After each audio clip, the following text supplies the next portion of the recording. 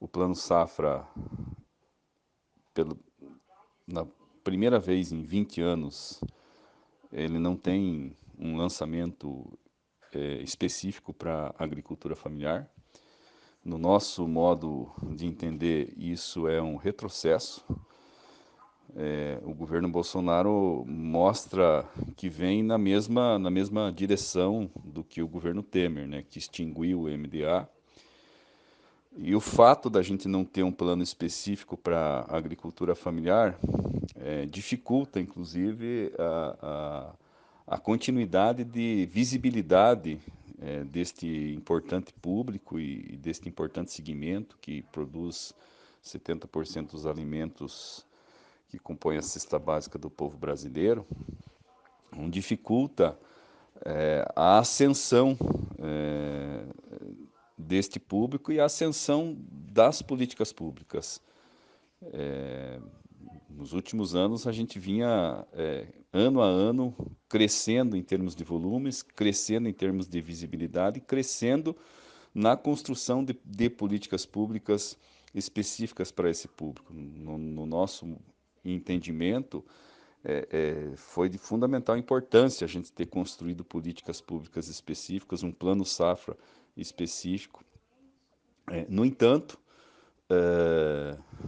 as medidas que foram anunciadas, elas têm elementos que dialogam, sim, com a política agrícola, né, sobretudo, né, com a continuidade do Pronaf, em que pese, de maneira geral, a taxa média de juros ter sido elevado, nós entendemos que, mesmo sem a especificidade de um plano safra para a agricultura familiar, é importante, é uma importante medida o governo ter mantido esta política diferenciada, né, carimbando 31 bilhões de reais para esse segmento, assim como também o anúncio, né, de algumas políticas, como o caso de habitação rural.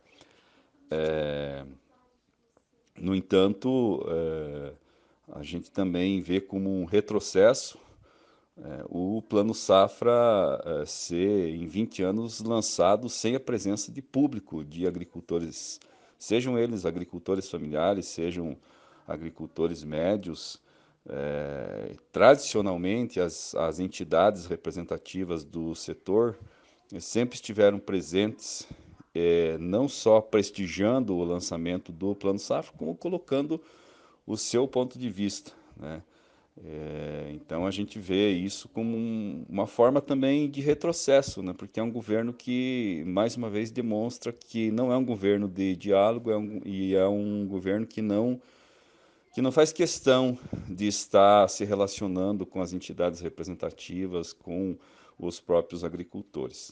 De qualquer modo, nós vamos acompanhar muito de perto a trajetória das políticas públicas. Tudo isso ainda depende de regulamentações, de orientações, e a gente espera que